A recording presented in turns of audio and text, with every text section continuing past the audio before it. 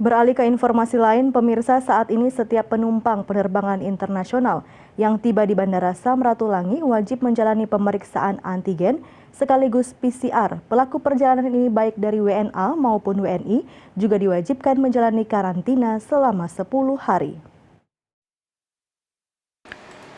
Mengantisipasi masuknya varian baru Omikron di Sulawesi Utara, pemerintah daerah memperketat screening bagi pelaku perjalanan atau penumpang penerbangan internasional. Di Bandara Internasional Samratulangi dilakukan kewajiban double screening, yaitu pemeriksaan antigen dan sekaligus PCR di hari kedatangan untuk penumpang internasional dan pemeriksaan PCR di hari terakhir karantina.